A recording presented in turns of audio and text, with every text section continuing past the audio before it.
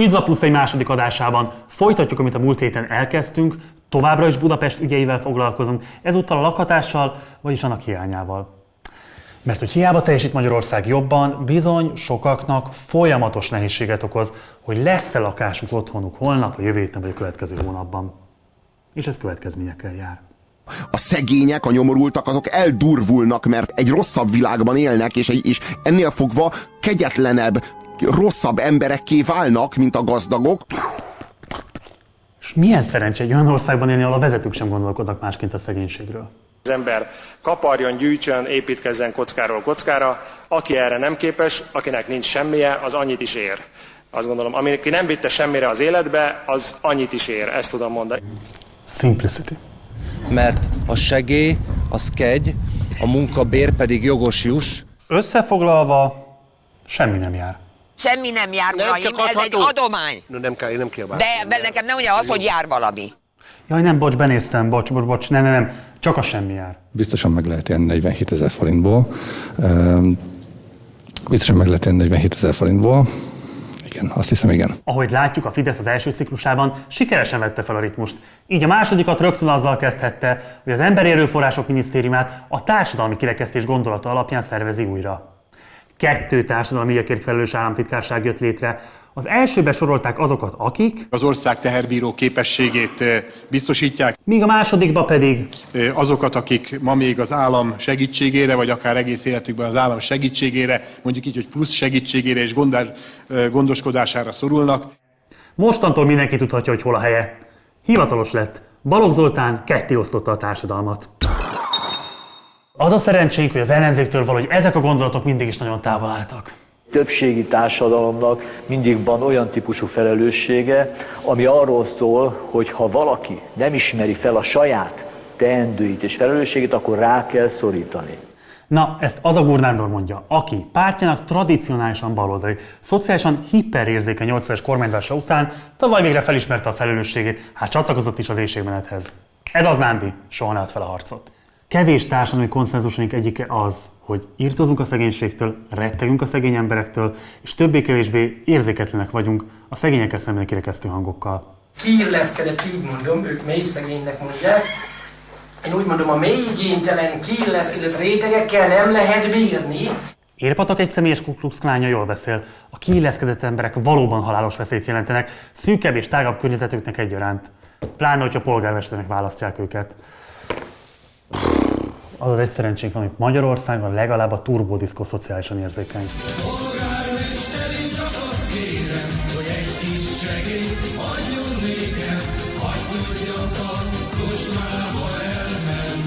A szegényekről oltári tévképzetek élnek bennünk.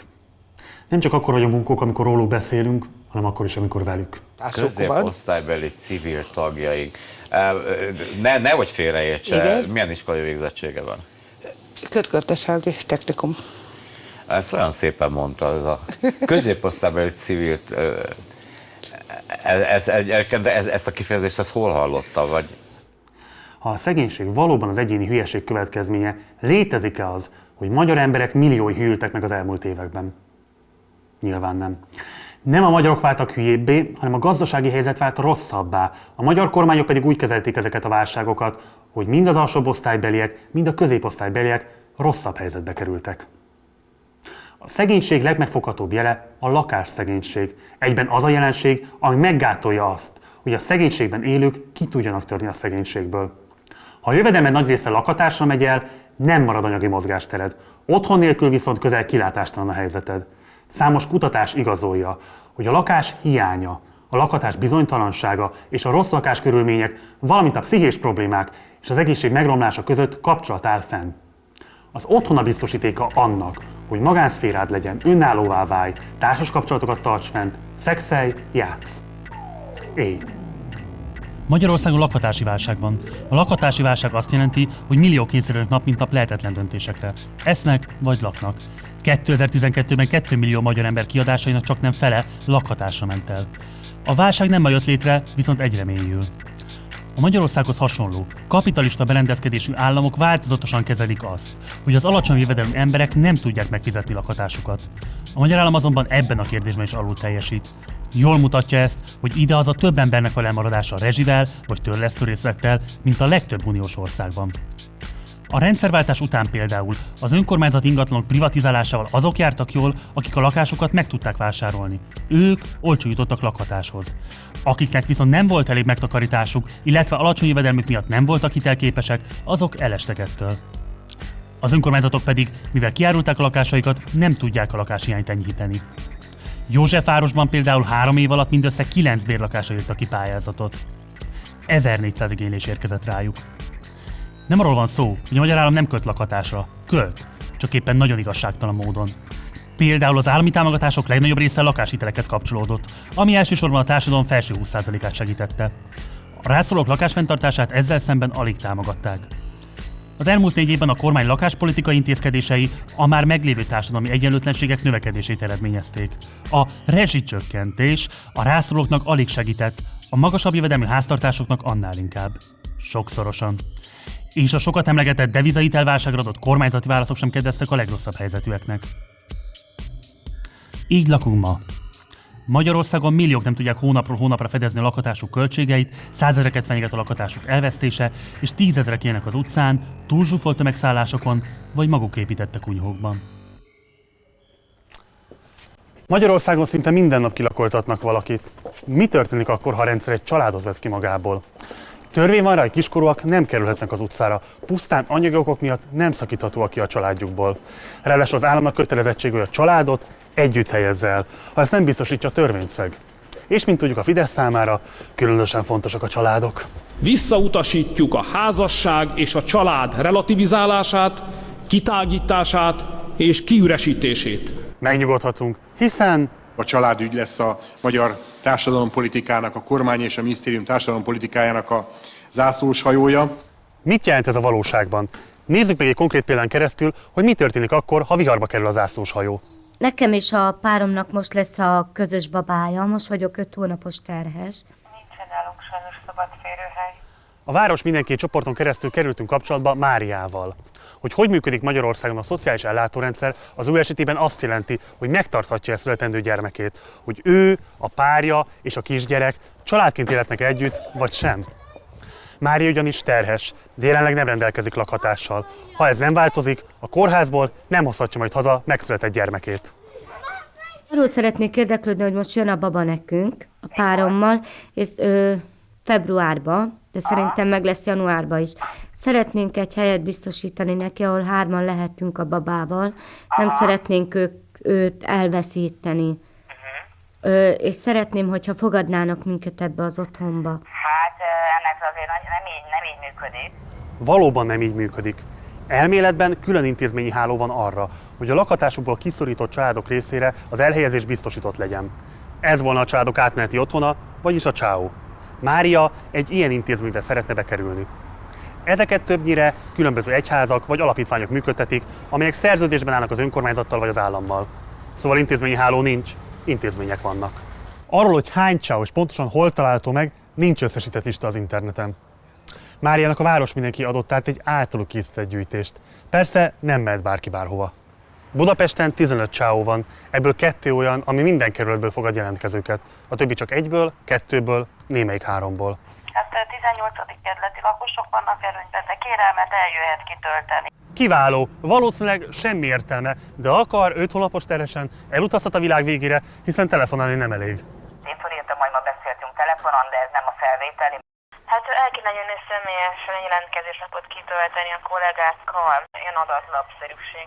Per pillanat nincs egy összedésünk. Be lehet jönni, kitölteni egy felvételi adatlapot, és aztán egyelőre ennyit tudok mondani. De az, hogy kitöltik a jelentkezési lapot, ez nem jelenti azt, hogy biztos, hogy fölvesztük. Valóban ez még egyáltalán nem jelenti azt, ugyanis még egy sor követelménynek is meg kell felelni. Védőnő szokott önhöz járni? Én szoktam a védőnőhöz. Jó. Mikor megy hozzá legközelebb? A jövő hétfőn. Na, bele kellene beszélni erről, hogy szeretnénk egy ajánlást Igen. írni, a másik, vagy egy támogató javaslatot, illetve én megkérném önt arra, hogy köztes időben keresse meg ott a kerületben a családsegítő vagy gyerekjóléti szolgálatot, és rajtuk keresztül próbálja meg eljuttatni hozzánk, egy kérelmet kellene önöknek megírni Szóval gyakorlatilag a védőnő, a gyermekjólét is, vagy a szocmunkás jó indulatán múlik, hogy lesz ajánlás, vagy nem. Nem tudom, hogy melyikőjükkel van jobb kapcsolatban, környékezze meg. A csáó az utolsó pont, ahol a szociális háló még megfoghatna egy családot. De az állam nem törekszik arra, hogy egységes, átlátható és könnyen hozzáférhető rendszereket hozzon létre. Hogy megakadályozza, hogy a családok széthuljanak. Hogy legalább közelítsen meg a férőhelyek száma az igénylések számát. Vagy hogy legalább tudja az érintett, a jelentkező, hogy lesz-e esély elhelyezésre vagy sem. És azt meg tudna nekünk nézni, hogy a várólistán hanyadikok vagyunk? Persze. Köszönöm. Hát, ha jól látom, akkor 272. Húha. Magyarországon jelenleg nincs olyan törvény, amely alapján rá lehetne kényszeríteni az államot és az önkormányzatokat, hogy megakadályozzák, hogy emberek hajléktalanná váljanak. Pedig az ENSZ Emberi Jogok Egyetemes Nyilatkozatának 25. pontjában tisztán szerepel, hogy minden személynek joga van a lakhatáshoz. Magyarországon nincs törvény, amely ezt kimondaná. Az alaptörvényben is csupán annyi szerepel, hogy az ország törekszik arra, hogy a lakhatása mindenkinek biztosított legyen. Érted? Tök jó. Törekszik. Nagyon jó, hogy erősíti ezt a törekvést az, hogy alig 2 ponttal lejjebb szerepel, hogy bizonyos biztonsági, meg higiéniai, meg esztétikai jogokra hivatkozva az állam és az önkormányzat büntethetővé teszi a hajléktalanságot.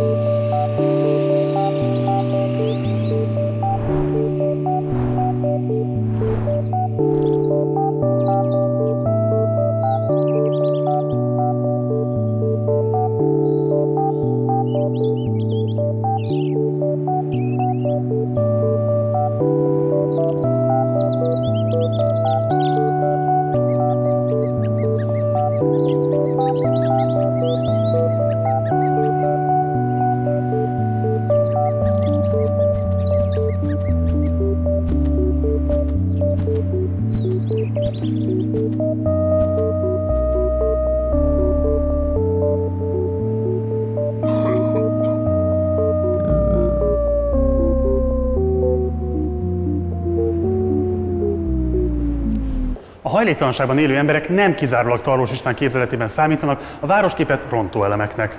A félreértések és félelmek őszinte tisztázásához következzék most a plusz egy új rovata, a Kontár Content.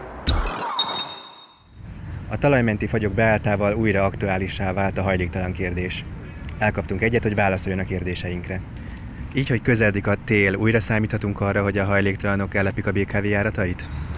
Feltételezhetően igen, mert addig, amíg Magyarországon a kormány nem hajlandó megoldani végre a szociális bérlakások kérdését, addig, amíg a hajléktalan ellátórendszernek a szállói úgy működnek, ahogy működnek, tehát kritikusan, addig, amíg a hajléktalan embereknek a száma több, mint a hajléktalan ágyak, addig biztosan lesznek hajléktalan emberek, akik a közlekedési eszközökön próbálnak felmelegedni. Azt érzem, hogy eltolja a felelősséget, tehát hogy rosszak a hajléktalan szállók, rossz a rendszer, rossz a társadalom, nem segít az állam, nem segít az önkormányzat, hogy akkor... A munkahelyek azért problémásak, mert civil munkahely nem veszi fel őket, a közmunka időleges, 3-6 hónapot kötött, utána a kutyát nem érdekli, hogy a másik 6 hónapja hogy fog eltelni. Igaz, hogy vannak olyan szállók, fizető szállók, átmeneti szállók, ahol biztosított nekik a helyük, de ez is egy mókuskerék, mert ez úgy indul, hogy az a hajléktalan ember, aki először bekerül Papadra, ez az egy éjszakás szálló, bemehet este 6-kor, de reggel 8-kor ki kell jönnie, batyukkal. Egész nap cipelik magukkal, hóban, esőben, 40 fokos hőségben, és egész nap a batyujaik miatt ki vannak téve a rendőri intézkedéseknek. Ha onnan feljebb kerül egy lépcsővel az átmeneti szállóra, ahol már fizetni kell valamennyit, akkor nyilván elő kell teremtenie azt az összeget, plusz a megélhetésére, de legalább már egy fokkal biztosabb helyen van. Onnan akár elmehet albérlők házába is, ami már egy elég komoly összeg, 22-25 ezer forinti bérrel, de azt is elő kell teremtenie, megpróbál önálló megélhetésre berendezkedni, de bocsánat, 2 évig lehet ott. És ha 2 év alatt nem biztosította magának az otthonát, tehát, hogy valahova biztos helyre elköltözök, kezdi megint az utcán. Érti ezt a rendszert? Azért azt csak elmondhatjuk, hogy azért az ember saját sorsának a kovácsa, hogy akkor ez mégis nem mondhatjuk ki azt is, akkor mégiscsak minden hajléktalan magáért is ezért vállalhatna valami felelősséget? Jelenleg a hajléktalanok 43%-a, jól érti? 43%-a dolgozó ember. Szegregálva vagyunk az orvosi, illetve kórházi ellátásban, úgy a munkaügyi központban, ahol például normális munkát nem kapunk. Szegregálva vagyunk ugye a lakcímünk szerint, csak hajléktalan ellátó szervezet segíthet rajtunk. Én nem mehetek el annak a kerületnek az önkormányzatához, ahol valójában tartózkodom. Úgyhogy a hajléktalan embereknek ki lett építve, a kormány kiépített egy olyan rendszert, hogy csak egy helyen, csak az ő szabályaik szerint idomuljunk, már pedig nem kutyák vagyunk. Én egy kunyhóban élő hajléktalan ember vagyok. Olyan kunyhóban, amit lomtalanításból hazavitt eszközökből építettem föl. Követelem, hogy a kormány és a városvezetés dolgozzon ki egy lakásügyi stratégiát, amelyben szakemberek és mi érintettek is részt vehetünk.